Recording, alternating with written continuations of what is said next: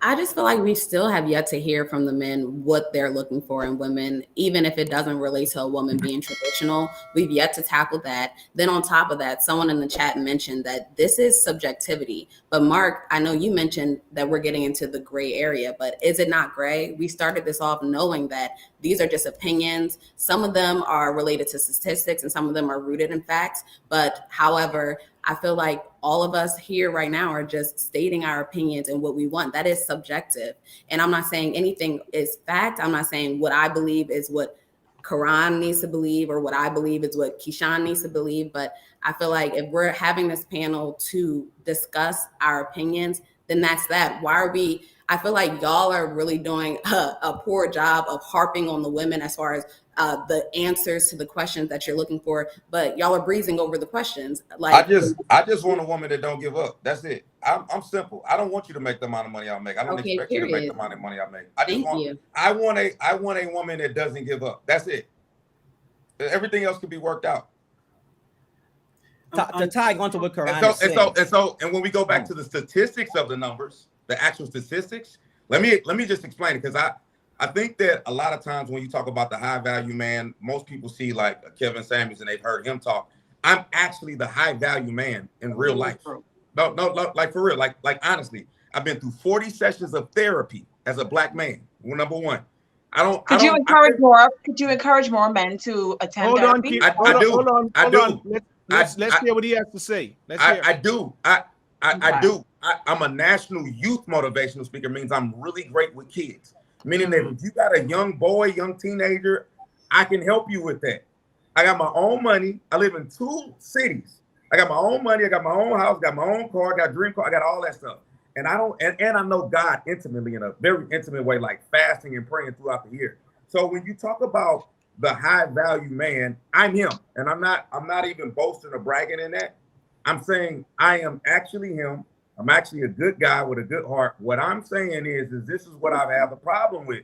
The problem that I particularly have is that 80% of marriages end by the woman. And most of the time when they've asked what is the number one reason for divorce, they say money. Finances. And let me point out one more thing that a lot of people have not said. A man overall, I want to be first. Like overall, other than my kids, other than you giving me kids, I want to be number one in your life. Let me tell you what the hard part about this is, and I'm not pointing no fingers at anybody here.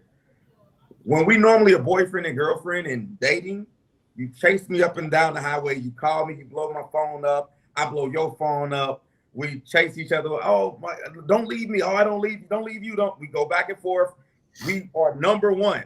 The minute that, let's say, for instance, I give you 3 kids, let me tell you what happens when I give you the ring and 3 kids. I'm gonna give you a real scenario. I've lived this. I go from being number 1 to instantly being number 4. Most women are not gonna put me over their kids. That's just period. Now I go from number 1 to number 4.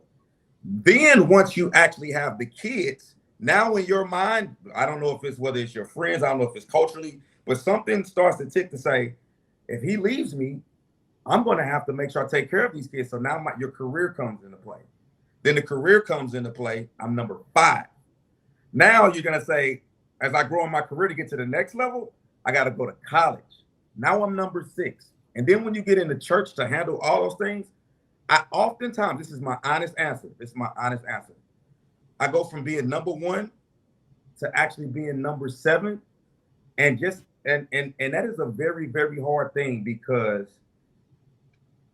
I'm providing all of these things, yet I get put on the back burner at the very end. She don't trust your leadership, that's all. No, let me ask you. No, let me. I don't know any woman that will put their kids over. Like if I meet a woman right now, she don't trust your leadership. No, Keisha. Do you have any kids right now? Keisha, hold on 1 minute, guys. Hold on. Let's hold on. But let me ask you this question, Keyshawn. Do you hear anything in what is being said that sort of represents a reality for men? I heard him. Oh, no, I'm not. Because see, that comment sounds like there's you're dismissing some of his reality, because and he's also not just speaking for himself. Again, if we're watching what's taking place in society, this is the experience for a lot of men. And so I'm saying, are we being dismissive? Is this part of the issue why we can't sort of come to the middle? Because anytime a man speaks, women sort of dismiss what he's saying and just move on. No, I'm not. I'm not dismissing with what he said. What Tevin said? No, I'm a man, and I'm dismissing him as well. How old are you, Tevin? How old are you? How old are you? I don't think age is not a factor. It definitely is. Hold on 1 second. How old are you, Tevin? How old are you? Okay. I'm 27 years old. That's one. Exactly. So what I'm saying is, Mr. Humes is saying that women are dismissing you and your perspective, but you're also being stuck in your way and dismissing other. You're dismissing them as well. You. I was in my last situation for 17 years, bro. No, but what I'm, brother. Tevin, Tevin, listen to me. I used to talk and think just like you. Hey, listen. It's all on my Facebook page. Love and happiness and flowers and all that. What I'm telling you is that it's levels to this. That's all I was in my situation I was with the same woman. I'm not a guy see, it would be different if you were talking to one of these different guys that wasn't really living this. I really lived this. Listen to me. Now, you got to hear my perspective too.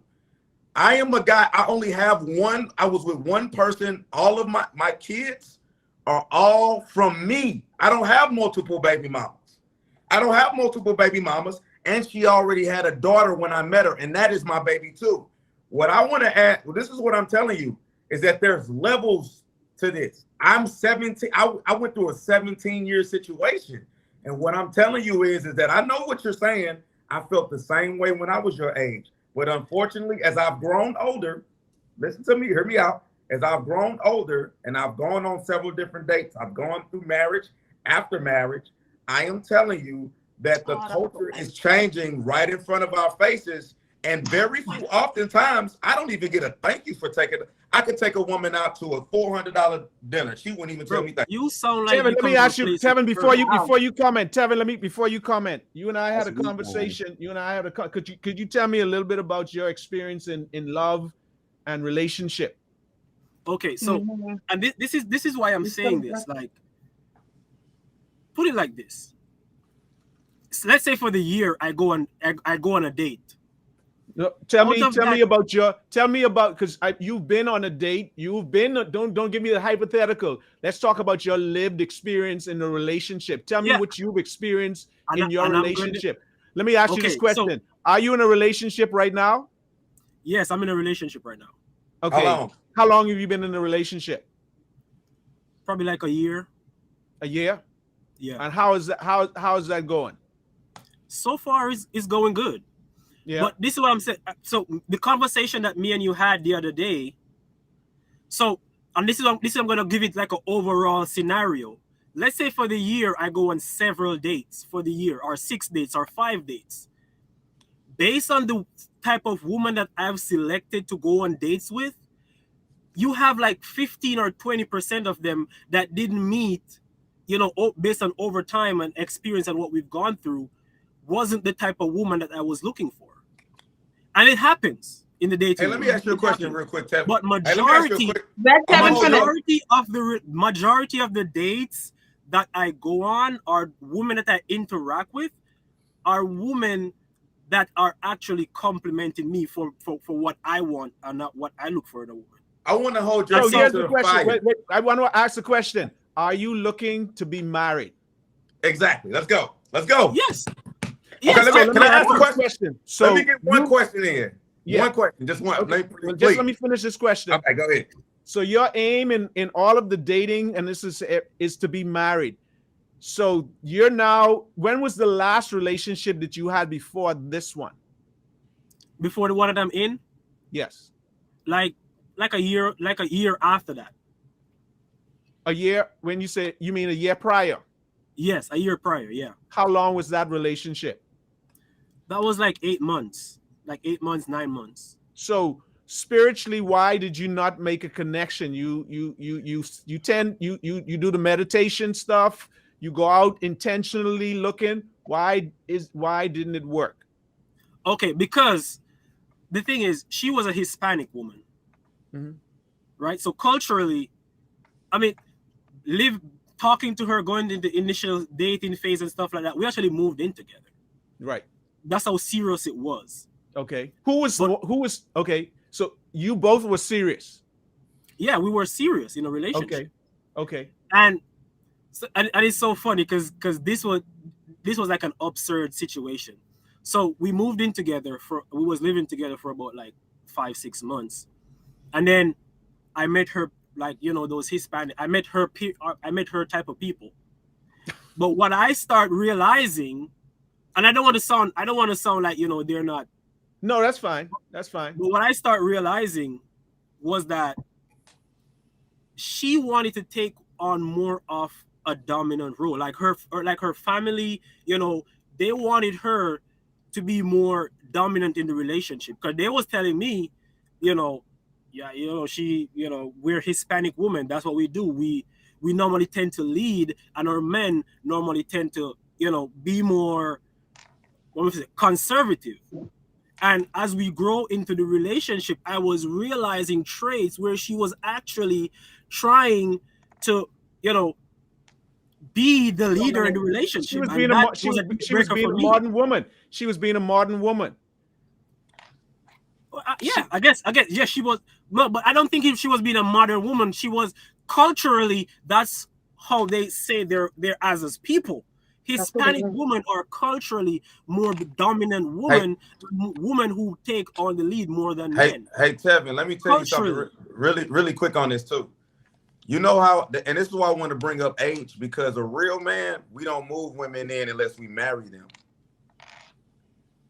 I'm gonna say that one more time. Hold on. Let me. We gonna hold. If you're a real leader, you're gonna hold on to the fire. Don't try. Come on, real men. When we don't move in with women unless we're ready to marry them. We don't move women into the house.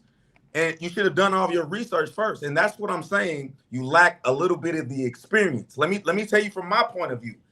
Number one, as real men. Hold on. Let me get my. You've been talking. Hold on. Woman. Don't listen. Listen to me. Woman. Yes, listen to me. A real man, a real one. You don't play. First of all, going a year without asking a woman to marry you is a no-go in my world. We don't play around with women like that. So for myself, if I go on a few dates, I would rather tell a woman what it is and she tell me what it is. If we're gonna go a whole year, normally if I'm dating with intention. I want to marry you. So and you don't date. How are you continuously going on these year-long adventures, yet you're not getting engaged or married? Me personally, myself, there's two rules. Hold on, let me finish. I want to get my statement out. Number one, real men, we date with intentions. If we get to at least a year, we get married. Number two, we don't move in people. We don't shack up. You a real man. If you want her like that, you get married. You get engaged. Number three, if she has children, I don't know if she did, but when you come into a woman's household and she has children and you haven't committed to that, that's like a no-no. You're actually, from a psychological point, I'm just speaking from a mental health point of view. I don't know if she had any kids. Hopefully she didn't, because when you go into a woman's household and you start living with her and she got kids, you harm the kids. So my question to you would be, why are you continuously going these 1-year situations, moving in and very serious, yet you're never committing? It sounds to me like you're kind of like playing around with women a little bit to me.